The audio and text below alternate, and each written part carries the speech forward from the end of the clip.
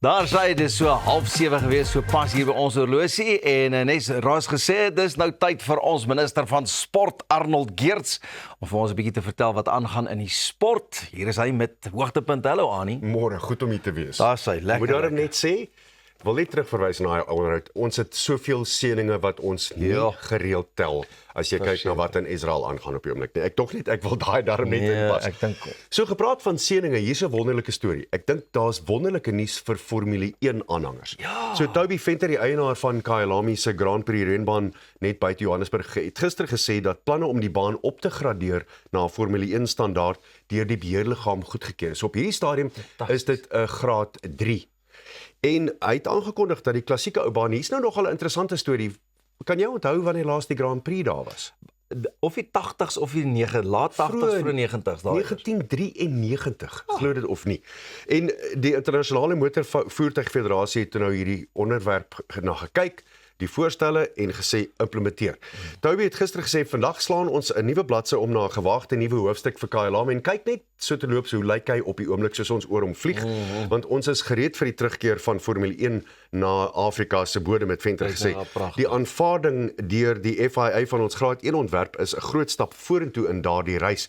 Kyalami, Kaapstad, Rwanda en Marokko het belangstelling getoon om F1 wedrenne terug te bring na Afrika toe. Die Britse maatskappy wat belas is met die opgraderings het gesê dat dit klein is en binne 3 maande voltooi kan word, maar die FIA het Kyalami 'n start datum van tot 3 jaar gegee vir voltooiing. Wat ek dink op die ou einde wonderlik is. Ons is op die regte pad hier. Die interessante ding is egter dat ek alreeds met 'n paar kenners gepraat het wat sê, is dit geregverdig dat ons soveel geld spandeer aan iets wanneer ons dit aan sosiale probleme in Suid-Afrika kan spandeer? Ek gooi daai in die armbeurs, want ek sou bitter graag 'n F1 wil terug hê. Maar hoe vergelyk mens dit met wat in die land aangaan op die oomblik, Pieter? Dis 'n goeie ene wat jy daarin gooi, want ek meen obviously sal mense altyd daaroor dink, maar ook weer, sou dit werk, kan dit weer 'n briljante inspuiting wees vir ons land en dan kan daardie geld ook weer ten goede aangewend word. Maar ek is super opgewonde. Ek meen, dis hoe hy tans lyk. Ons het nou 'n bietjie gesien wat hulle daaroor hom gevlieg het en so aan. Is daar baie veranderings wat moet plaasvind? Is dit meer aan die baan? Nie. As hierdie Britse maatskappy sê dis klein veranderings in 3 maande, dan kan dit nie so moeilik wees nie. Maar ek dink net die standaarde moet reg wees. Die punt wat jy natuurlik maak is, hoeveel mense gaan ons van buite af kry? Ons kan nou 100,000 mense kry, toeriste, om te kom ondersteun. Daar's waar die geld lê. Aha, en daai geldjies moet reg aangewend word en as die baan nou redelik reg is, dan moet hulle net die infrastruktuur skep om 100,000 mense op 'n slag, want dit gaan super gewild wees. Absoluut. Ek kan nie wag nie. Dan praat van ondersteuners, duisende ondersteuners het nou gister na OR Tambo toe gegaan om die splinter nuwe wêreldtoetskampioene, die Proteas, by OR Tambo welkom te heet. Themba Bavuma, die Proteas, aangevoer tot 'n 5-paadjie triomf oor die Aussies by Lords om 'n 27 jaar lange groot trofee droog te beëindig. En hy en afrigter Shukri Conrad was die eerstes om jubelende ondersteuners te groet met albei die staf of die muis wat hulle vertoon het. Die spelers het hande met ondersteuners geskit, ander omhels en handtekeninge uitgedeel en dit was klaarblyklik 'n absolute fees en 'n massiewe skrim vir die media. Hoor en jy kan dit sien, daar word omtrent gebokse gestoei om net die regte footage te kan kry.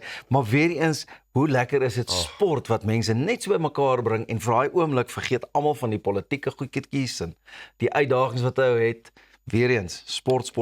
Kom ons konsentreer. Sport help ons om aan dit te vat. En dit vat al die ander plekke waar daar krapmerke weg is in boubroe. Dis so 'n belangrike ding vir ons om te onthou. En ek dink soveel mense gebruik wat Madiba gesê het deur te sê sport is 'n manier om die land kultureel beter te maak. Maar daar is weer eens 'n sprekende voorbeeld van presies dit. En as ons dit daar kan regkry op daardie deel van ons sosiale omgang met mekaar, hoekom kan ons dit nie in ander dele van hier staan ek nou op my politieke Ek sien jy en ek hoor jou, maar luister net iets heeltemal anderste. Dink net hoeveel versoeke het daardie Protea spanne al gekry, speler vir speler, om onderhoude te kan toestaan. Ek weet, want ek het onthou ons het vir professor Jacques Follier gehad 2 weke terug. Hy was daar, hy sê dit was terrible, 'n maatskappy het hom so toe gevat vir die 5 dae, dit moes baie moeilik gewees het. Ja, nee, maar ek bel hom toe nou, ek sê luister, prof, hoe kry ek vir Aiden Maker met die hande? Toe sê hy, man, toe ek laas met hom gepraat het, het hy 150 versoeke gehad vir onderhoude. So jy kan jou nou voorstel, dis bykans onmoontlik. Ja. Jy gaan vir mense moet nee sê, dis nogal jammer. Ek dink Temba was 10-1 soveel erger. So gepraat van soveel erger, hier is 'n interessante een. Rory McIlroy poog vanaand om na 'n minder as ideale week by die Amerikaanse Ope vandag by die Travelers Kampioenskap in Cromwell, Connecticut te vergoed. Kyk nou net hierdie is nogal interessant. Dit was verlede week by die Amerikaanse Ope toe hy die stok gegooi het. Nou ja, jy weet, hierdie is nogal interessant. As jy nou 'n stok gooi, jy moet 'n boete betaal. Ja. Goed. Maar as jy hom so gooi dat hy teen die sak spring en terugbons in jou hand in, het jy hom nog steeds gegooi. Dan was dit 'n toertjie.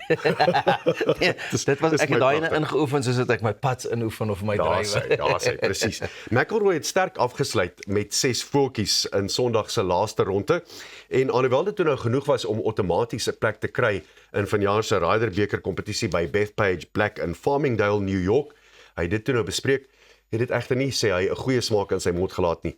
Sy frustrasies was duidelik, soos ons daar kon sien. Hy het ook 'n bofmerker heeltemal stuk het geslaan verlede week. En heel duidelik was hy baie gefrustreerd. Maar die 36-jarige het ook geweier om met die media te praat gedurende die eerste 2 dae van die kompetisie voordat hy Saterdag geskerst het toe hy wel met hulle gepraat het dat dit meer 'n frustrasie is met julle ouens, die media het hy gesê. Ek voel asof ek die reg verdien het om te doen wat ek wil doen. Nou ja, mens wonder daaroor want kyk, onthou jy 2 weke terug het ons gepraat oor die feit dat daar 'n probleem was met sy drywer se gesig en dat dit aan die media gelek was. Dit was nie wettig nie, maar dit gebeur. Na 'n jaar of 2 dan kry jy hierdie sogenaamde fatigue, carbon fatigue. Selfde het met Scottie Scheffler gebeur, maar dit vir McIlroy uitgewys en hy was vir die media ongelooflik kwaad wat dit aanbetref. En dis deel van die probleem heel duidelik. So daar's hierdie armdruk tussen die media en Rory McIlroy. En tesame met die feit dat hy toe nie goed gespeel het nie, is dit verdubbel. Dit sit ook ongelooflike druk op jou. Mense nogal dink dit is net oor die spel, hoe jy jou met jouself gefokus hou, hoe jy jou teenstanders moet afweer. Nee. En dan om die media nou nog by te hê, ek dink dit is heeltemal onnodig. En hulle is die hele tyd op sy rug in besonder. Ag Annie, maar baie dankie. Dit was heerlike, goeie en lekker nuus gewees.